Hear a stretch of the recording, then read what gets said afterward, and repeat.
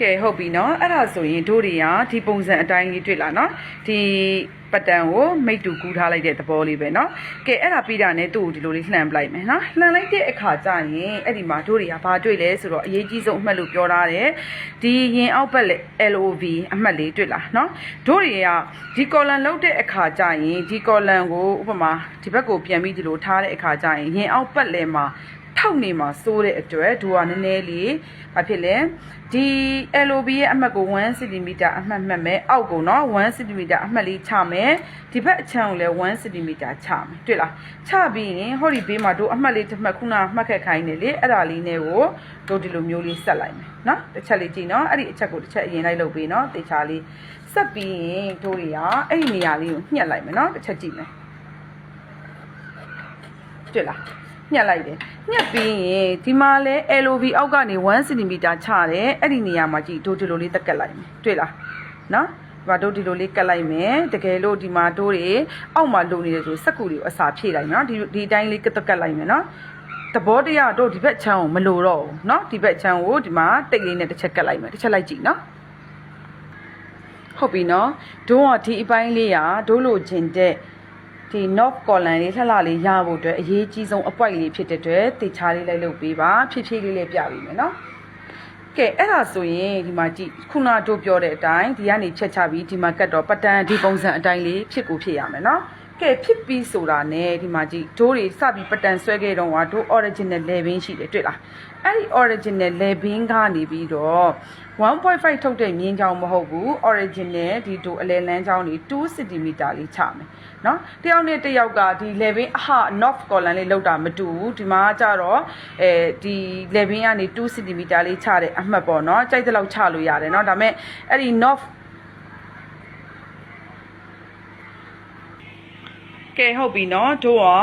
ဟောဒီ level ရဲ့အောက်ကိုဘယ်လောက်လဲ2 cm ချတဲ့အမှတ်ဒီ level ရဲ့ဒီထိတ်နဲ့ deep point နဲ့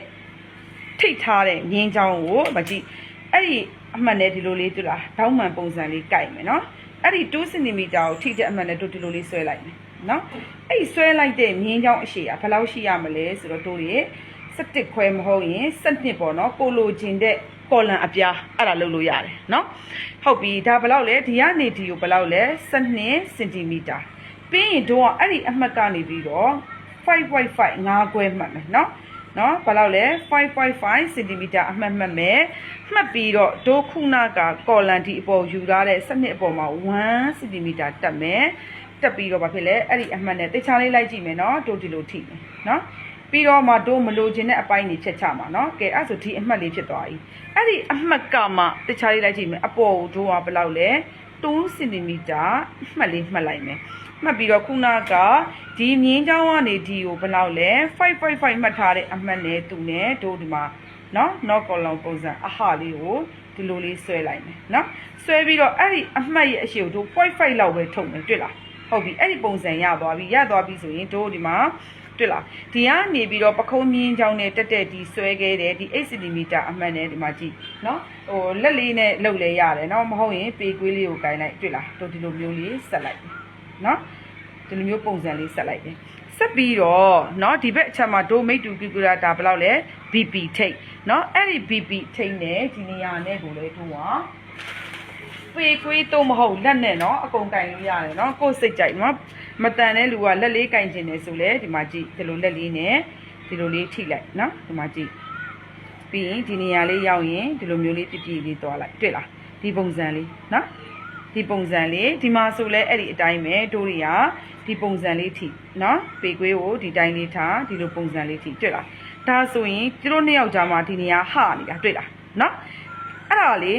ဒါဆိုရင်တို့ column ပုံစံကဘယ်လိုလဲဆိုတော့ဒီမှာကြည့်ဒီလိုအချွန်လေးတွေ့လားအဲ့လိုအချွန်လေးမလိုချင်ဘူးဆိုတို့ဒီနေရာလေးကိုဝိုင်းလိုက်ရောမရလားရတယ်လေတွေ့လားတို့ပြထားတဲ့ပုံမှန်ဆိုရင်ဒီအဝိုင်းလေးစိတ်ကြိုက်လုပ်လို့ရတယ်အဝိုင်းလေးတွေ့လားဒီပုံစံလေးရပါတယ်နော်ကဲအဲ့ဒါဆိုရင်တစ်ချက်အဲ့ဒါလေးလိုက်ကြည့်မယ်ဒီမှာကြည့်ညှက်ပြမယ်နော်ဒီကနေညှက်ချလိုက်တော့မယ်နော်တေချာလေးကြည့်မယ်တို့ကအဝိုင်းလေးကြိုက်တဲ့အတွက်အဝိုင်းလေးကိုပေကွေးလေးနဲ့တက်ရက်ရက်လေးပုံဖော်လိုက်လဲရတယ်ဒီမှာကြည့်ဒီတိုင်းလေးဒီကဒီ 5.5 စုံလိုက်တဲ့အမှတ်မှာစုံမယ်ပြီးရင်ဒီမှာကြည့်ဒီကနေညှက်လိုက်မယ်နော်တေချာလေးလိုက်လုပ်ပြီနော် ပြီးရင်ဒီမှာလဲတို့ကအဝိုင်းလေးကြိုက်တဲ့အတွက်တစ်ခါလဲဘာဖြစ်လဲဒီမှာအဝိုင်းလေးเนาะတွေ့လားအချွန်ကြိုက်တဲ့လူကအချွန်ယူเนาะအဝိုင်းကြိုက်တဲ့လူကအဝိုင်းယူကဲအဲ့ဒါဆိုရင်ခုနချိုးထားတဲ့ပုံစံကိုဒီကော်လန်အပြားရဲ့တဝက်နဲ့ဒီ deep point နဲ့ကိုတို့ဒီလိုပြန်ချိုးလိုက်မယ်တွေ့လားမြင်ပြီเนาะပြီးရင်ဒီနေရာကလည်းတို့တွေဒီလိုလေးတွဲလိုက်မယ်ဆိုရင်ဒီမှာတို့လိုချင်တယ်တွေ့လားကော်လန်အဝိုင်းလေးရသွားတယ်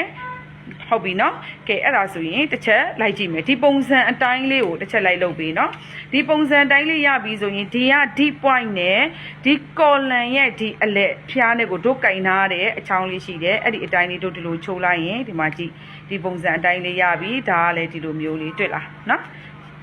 ဒီပုံစံအတိုင်းလေးရပြီเนาะအဲ့ဒါဆိုရင်ဒီဟာလိုပုံစံလေးကိုဘယ်လိုရလဲဆိုတာတစ်ချက်လေးလိုက်ကြည့်ပြီเนาะ